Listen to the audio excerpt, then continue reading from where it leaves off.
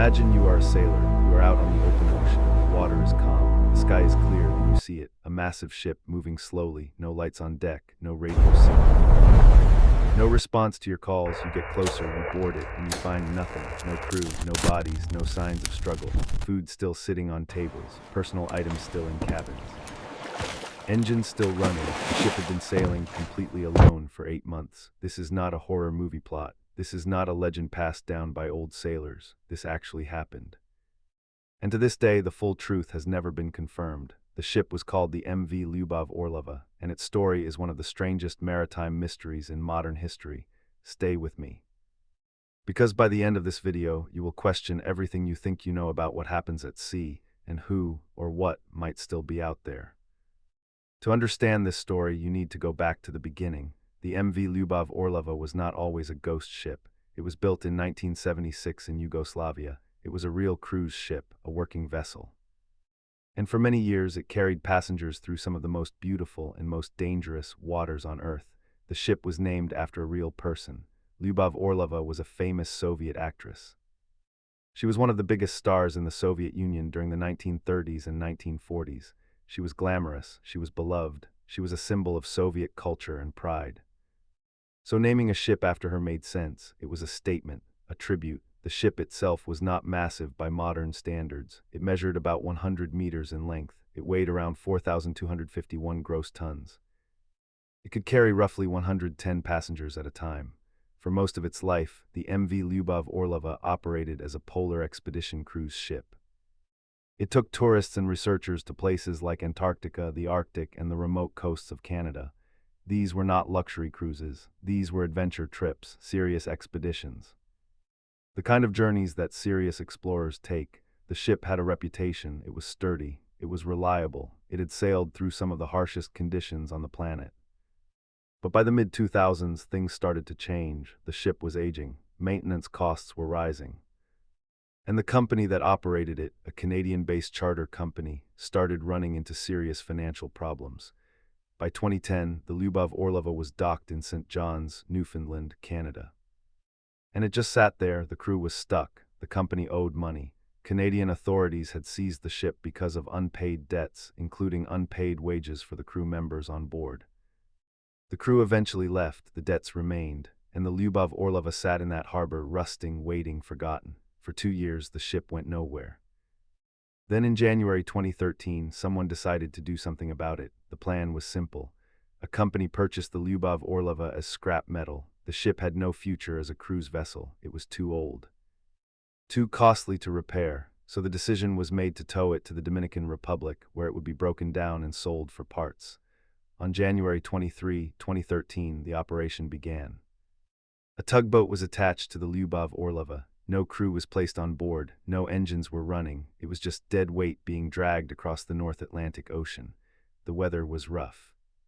The North Atlantic in January is not a forgiving place. Storms are common, waves are brutal, and the sea does not care about human plans. And then the tow line snapped, just like that. The connection between the tugboat and the Lyubov Orlova broke. The ship was suddenly free, floating alone, in the middle of the North Atlantic. The Canadian Coast Guard was notified immediately. They scrambled to respond. They managed to reattach the tow line. The operation continued, but then it happened again. The tow line snapped a second time. This time, the situation was different. The ship had drifted into international waters. Under maritime law, this changed everything. The Canadian government had no legal obligation and no desire to spend money recovering a foreign-flagged ship in international waters. An official decision was made. The Lyubov Orlova was released, let go, abandoned, left to drift wherever the ocean wanted to take it, and with that, the ghost ship was born. For the first few weeks, maritime authorities kept a loose eye on the ship. Satellite tracking showed it drifting eastward. The North Atlantic currents were pushing it toward Europe, toward Ireland. Toward the UK, this caused immediate concern. A drifting ship of that size is a serious hazard. It is essentially a floating island of steel, about 100 meters long, moving unpredictably through some of the busiest shipping lanes in the world. The Irish Coast Guard issued warnings. European maritime authorities were put on alert. Ships in the area were told to watch out. For a brief moment, there was talk of sinking the Lyubov Orlova intentionally. just destroying it before it could cause a collision or wash up somewhere it shouldn't. But that plan was never carried out, and then something strange happened. The ship disappeared from satellite tracking, not because it sank, at least not that anyone could confirm. It simply vanished from the data. Some tracking systems reported it still moving. Others showed nothing. The signals were inconsistent and confusing.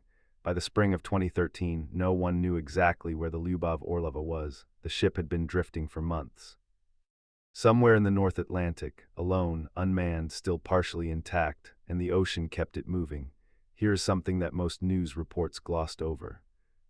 When the Lyubov Orlova left Canada, it was not entirely empty. There were rats on board. Now, rats on ships are not unusual. They have been a part of seafaring life for as long as humans have sailed. But these rats were trapped. They had no way off the ship, no crew to raid food stores from, no new supplies coming in. They only had each other. Some maritime experts pointed this out early in the story, and it led to a deeply unsettling image. Hundreds of rats, possibly more, sealed inside a drifting ship. No food, no escape. Nothing but ocean in every direction. What happens to a population of animals when they are sealed with no food source? They turn on each other. Rat cannibalism is a documented phenomenon. When food runs out, rats will kill and eat other rats. It is brutal, it is efficient, and it can continue for a long time before the population collapses. Some experts estimated that by mid-2013, the interior of the Lyubov Orlova was a scene of ongoing survival horror. Hundreds of rats competing, fighting, eating each other, slowly reducing in number. And all of this was happening inside a ship that was silently crossing the North Atlantic.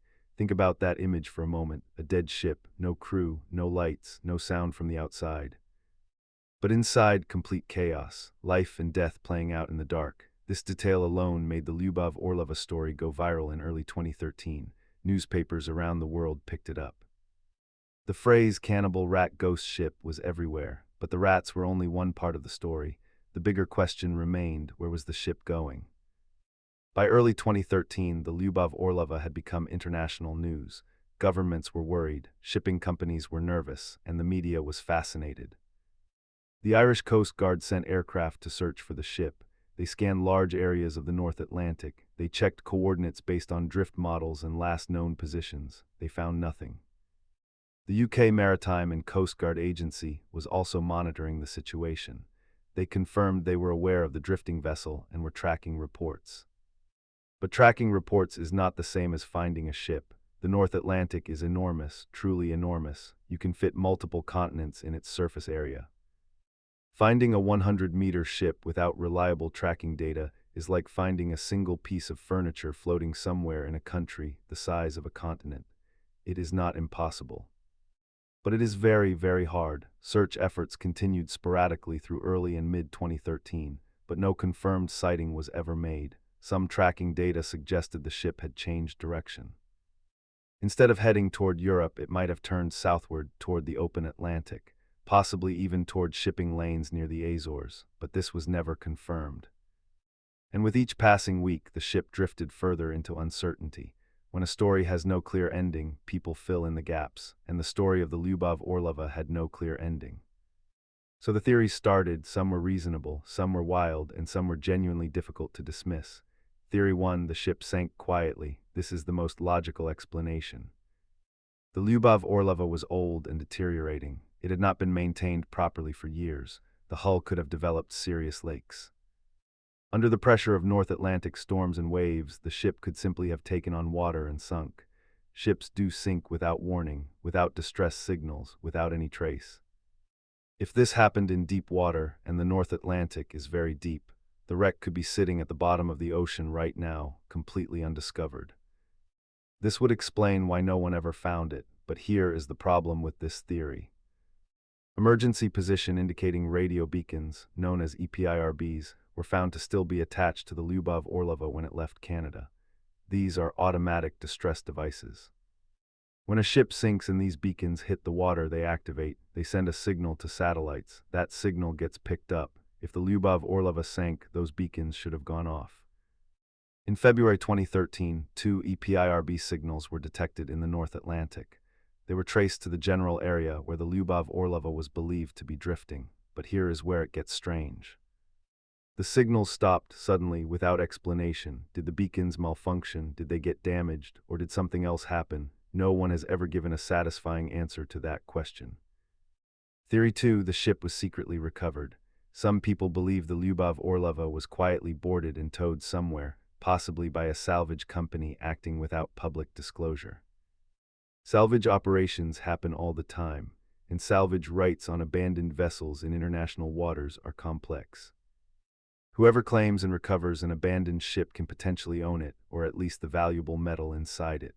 A ship like the Lyubov Orlova, even as scrap, was worth money, significant money. Could a private salvage company have quietly retrieved it and broken it down somewhere without making news? It is possible. Maritime salvage is a secretive industry. Deals happen behind closed doors. Ships disappear into scrapyards without much documentation, but no salvage company ever came forward to claim it. No port ever reported its arrival. No scrapyard ever confirmed receiving it. If someone took the Lyubov Orlova, they kept very quiet about it. Theory 3, the ship is still out there. This is the theory that refuses to die. Because the truth is, no one has confirmed that the ship sank. No wreck has been located. No debris field has been identified. No official body has declared it gone. In the absence of evidence, some people, including some maritime experts, believe it is possible, however unlikely, that the Lyubov Orlova is still drifting somewhere. Ocean currents are complex and unpredictable. A ship caught in certain circulation patterns could theoretically keep moving for years. It could drift in wide circles. It could sit in remote areas of the ocean rarely visited by other vessels. Is this likely? No, probably not. Is it possible? According to the laws of physics and ocean science, technically, yes. And that possibility, that small, stubborn, unsettling possibility, is what keeps this story alive. Let's step back from the theories for a moment and look at what the evidence actually tells us. Maritime experts who have studied this case generally fall into two camps. The first camp believes the ship sank, probably in late 2013 or early 2014. The reasoning is straightforward. The Lyubov Orlova was in poor condition. It was not built to survive indefinitely without maintenance. The North Atlantic is one of the most punishing bodies of water on Earth. Storms, waves, and cold temperatures would have accelerated deterioration. Water ingress would have been inevitable. And once a ship starts taking on water with no crew to manage it, sinking is only a matter of time. These experts point to the EPIRB signals as evidence of this. 2 signals were detected. Then they stopped. Their most likely explanation is that the beacons activated when parts of the ship submerged, then failed due to damage or old age before a full distress signal could be properly transmitted. The second camp is less certain. They acknowledge the ship probably sank, but they emphasize that without physical evidence, a wreck, debris, confirmed location, you cannot say so definitively. The North Atlantic has claimed thousands of ships over the centuries. Many have never been found. The ocean is deep and vast and indifferent. But the lack of confirmed sinking is genuinely unusual in the modern era.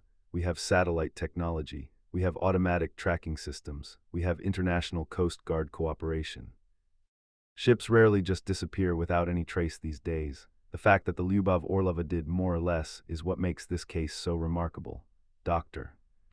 Nick Crane, a maritime researcher who commented on the case in 2013, noted that the ship's disappearance highlighted real gaps in international maritime law and tracking systems. There was no single authority responsible for monitoring the ship. Different countries had different levels of interest and responsibility. And as a result, a large vessel simply slipped through the cracks. That is a sobering thought. The story of the Lyubov Orlova is not just a mystery. It is also a case study in how broken international maritime law can be. When the tow line snapped the second time and the ship entered international waters, a critical legal threshold was crossed. In international waters, there is no single governing authority. No one country owns those waters. No one government is automatically responsible for what happens there. Maritime law tries to fill this gap with a set of international conventions and agreements. The most important is the International Maritime Organization, the IMO, which operates under the United Nations. The IMO sets safety and environmental standards. It coordinates international responses to maritime incidents, but the IMO does not have enforcement power. It cannot send ships. It cannot compel nations to act. When the Lyubov Orlova went adrift, here is what happened legally. Canada said it was no longer their problem once the ship crossed into international waters. The ship flew a Cook Islands flag, a practice called flag of convenience that allows ships to register in countries with looser regulations. The Cook Islands had no resources or interest in recovering a derelict ship in the North Atlantic. No one was legally responsible, and so no one acted. This is not unique to this case. There are dozens of abandoned vessels drifting in various parts of the world at any given time. Some are small fishing boats, some are larger vessels. The Lyubov Orlova was just one of the most dramatic examples. The flags of convenience system, where ships register in small nations to avoid regulations and taxes, is a long-standing problem in global shipping. It creates legal gray zones. It makes accountability murky, and as this case shows, it can result in a 100-meter ship being let loose in the North Atlantic with no one legally required to do anything about it. Experts have called for reform. Some progress has been made, but the fundamental problems remain, and somewhere in those legal gray zones, the Lyubov Orlova disappeared. The Lyubov Orlova is the most famous modern ghost ship, but it is far from the only one.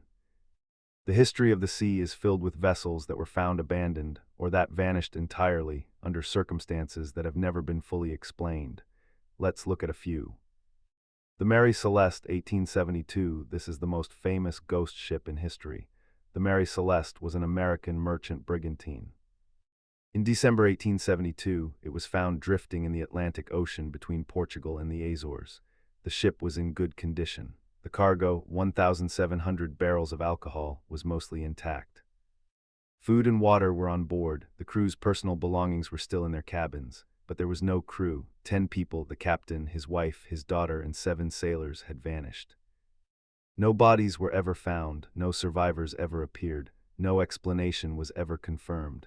The theories ranged from piracy to mutiny to a waterspout to a freak wave. Some people even claimed the crew was taken by sea creatures or transported to another dimension.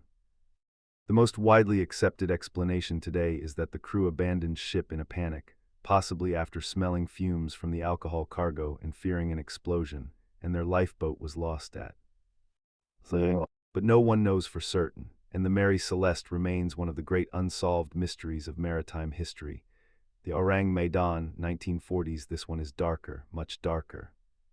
According to accounts, and it is worth noting that some historians question whether this event actually occurred, a Dutch cargo ship called the Orang Medan sent a desperate distress signal sometime in the late 1940s.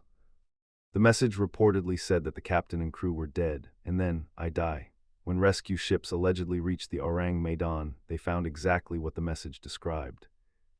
The entire crew was dead, frozen in expressions of terror, eyes wide open, arms reaching upward, no signs of physical injury, no explanation for how they died.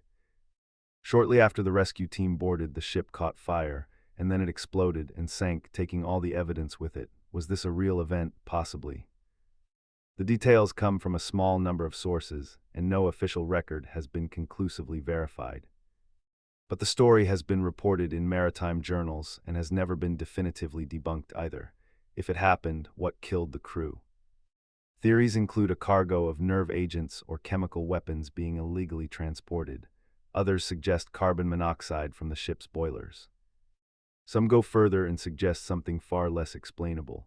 The Kaz II 2007, this one is much more recent and much more unsettling because of it. In April 2007, an Australian yacht called the Kaz II was found drifting off the coast of Queensland, Australia. The engine was running, the radio was on, a laptop computer was open. Food was on the table, life jackets were still on board, 3 men had been sailing it. All 3 were gone, no distress signal had been sent, no bodies were ever found. The Australian Transport Safety Bureau investigated. Their conclusion was that 1 crew member probably fell overboard, and the other 2 went in after him trying to help, and all 3 drowned. It was a logical, rational explanation, but it left open questions. Why was there no distress call? Why were the life jackets still on the boat? Why was the engine still running? The families of the missing men were not fully satisfied with the official explanation, and the case remains officially unsolved. At this point, you might be wondering, how does this keep happening? How do ships end up abandoned, drifting, or unexplained in the modern world? The answer is more complex than you might think. Reason 1: the ocean is bigger than you imagine. We see maps of the world every day, but maps flatten and compress reality. The actual surface area of the world's oceans is almost impossible to truly comprehend. The Pacific Ocean alone covers more area than all of Earth's landmasses combined. The Atlantic is smaller but still enormous. Vast stretches of these waters are almost never visited by ships. There are no cameras, no sensors, no witnesses. A ship can drift for months in these remote zones without being seen by anyone. Reason 2: tracking technology has limits. Modern ships use automatic identification systems, AIS, to broadcast their position. But AIS requires the ship's equipment to be working and powered on. An abandoned ship with failing power systems will eventually stop broadcasting. A ship with no crew has no one to maintain the equipment. Satellite tracking can spot ships from above. But it requires someone to be actively looking. And with thousands of vessels on the water at any time, continuous monitoring of every ship is not practical. Reason 3: international law creates gaps. As we discussed earlier, the flags of convenience system and the complex nature of international maritime jurisdiction mean that responsibility is often unclear.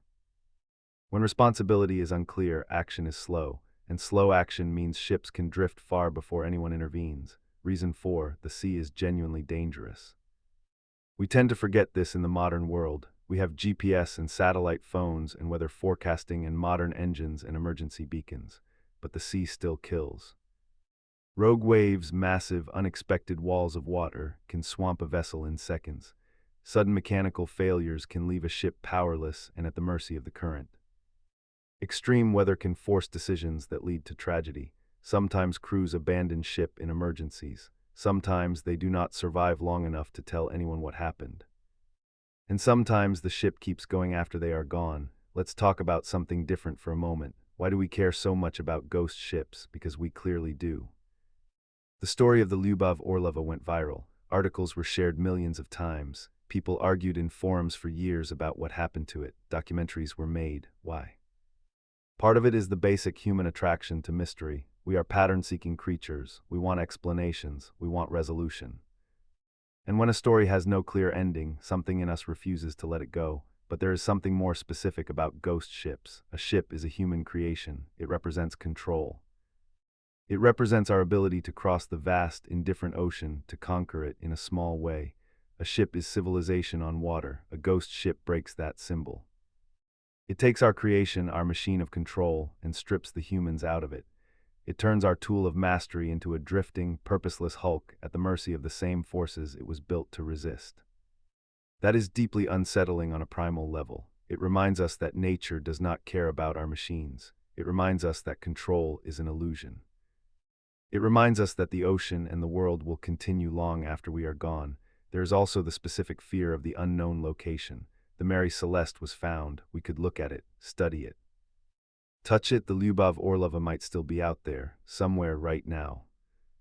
As you watch this video, there's a non-zero chance, small but real, that a dark, rusting, rat-infested ship is drifting somewhere in the Atlantic, with no lights, no crew, no destination. That thought is hard to shake. Let's return to the question everyone wants answered. What actually happened to the MV Lyubov Orlova? We have three main theories. Let's examine each one more carefully now that we have the full context. Theory 1: it sank. Probability high. The ship was in poor condition. The North Atlantic is brutal. The EPIRB signals suggest the ship at least partially submerged at some point. Without maintenance, a deteriorating vessel taking on water in rough seas would eventually sink. The most likely scenario is that the Lyubov Orlova sank sometime in 2013, possibly between February and mid-year, in a remote area of the North Atlantic. The wreck probably lies somewhere between the Grand Banks of Newfoundland and the Mid-Atlantic Ridge, at depths of 2,000 to 4,000 meters. At that depth, in that location, it may never be found. Theory 2: it was salvaged secretly. Probability low but not impossible. For this to be true, a salvage company would have needed to locate the ship, board it in international waters, somehow get it moving under its own power or on a new tow line, and bring it to a port for scrapping, all without any public record. This is theoretically possible but logistically very difficult. Scrapping a ship requires port facilities, permits, and personnel. It leaves a paper trail. No credible report has ever surfaced of the Lyubov Orlova arriving anywhere after its disappearance. This theory is largely discounted by maritime experts, though some hold a small door open. Theory 3: it is still drifting. Probability very low.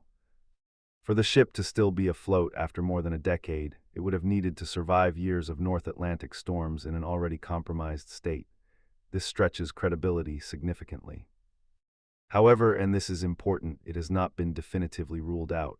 No wreck has been found, no debris has been conclusively identified, no official body has declared the ship sunk. In the absence of definitive evidence, the case technically remains open. The story of the Lyubov Orlova is fascinating. It is eerie and mysterious and compelling, but it is also a lesson. It is a lesson about the gaps in our systems, about how quickly something can slip through the cracks when no one is clearly responsible. A 100-meter ship, a vessel that once carried tourists to Antarctica, was abandoned in international waters because of a debt dispute. It drifted for months. It threatened shipping lanes. It generated international headlines, and no one did anything meaningful to stop it. This should not be possible in the modern world. The international community has made progress on maritime safety since then. Better tracking, improved cooperation, more responsible enforcement of abandonment laws. But the fundamental problems, flags of convenience, unclear international jurisdiction, under-resourced coast guards, remain. And somewhere on the ocean floor, or perhaps still drifting in circles, the Lyubov Orlova keeps its secrets. Let's not forget the human dimension of this story. When the Lyubov Orlova was seized in St. John's, there were real people on board, crew members, sailors, engineers, cooks who had worked on that ship for months. Many of them were not paid.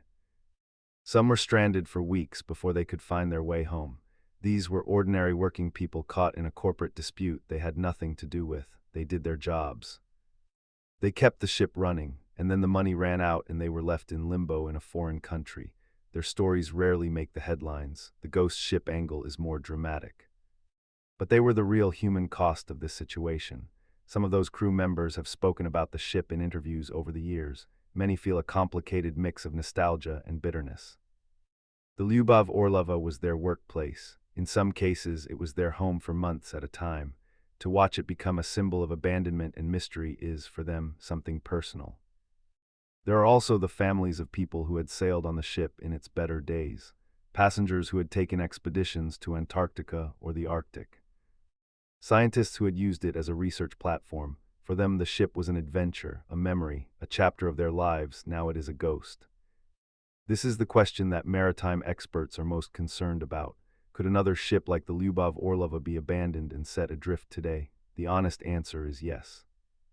The conditions that allowed this to happen, financial disputes, flags of convenience, gaps in international law, and the sheer size of the ocean, have not fundamentally changed.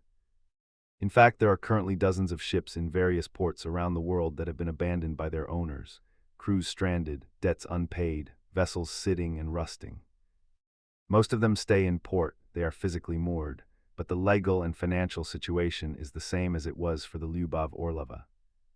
Some maritime experts worry that in an era of increasing financial pressure on shipping companies, particularly after events like the COVID-19 pandemic, which disrupted global shipping dramatically, more ships could end up in these situations.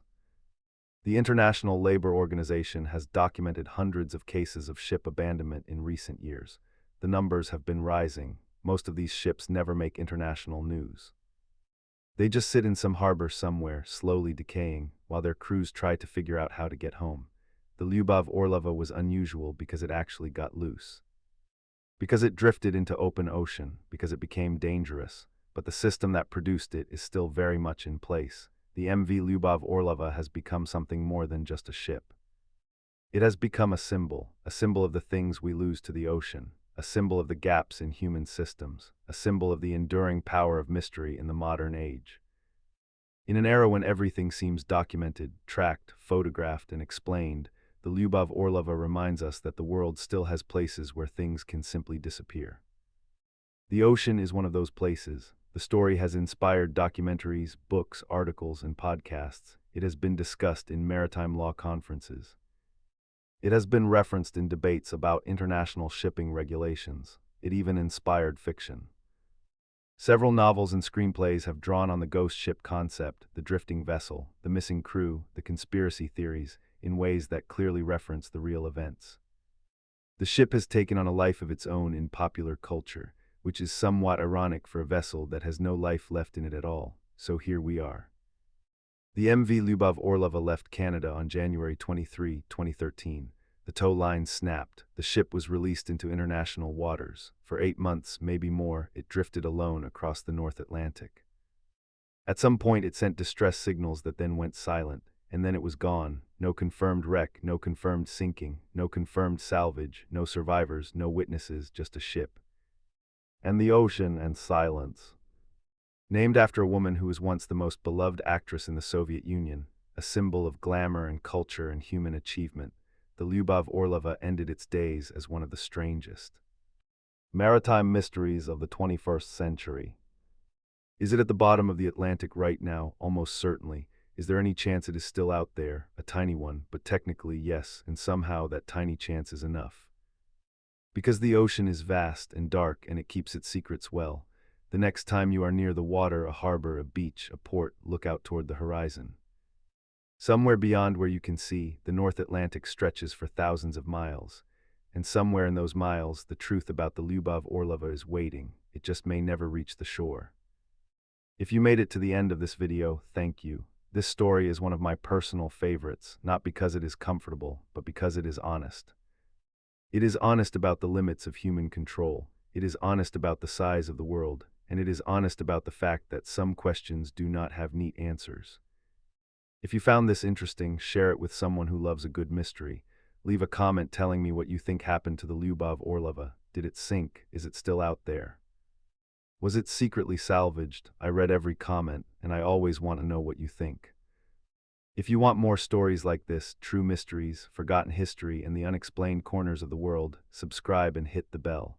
There are more stories where this came from. And not all of them end with silence. See you in the next one.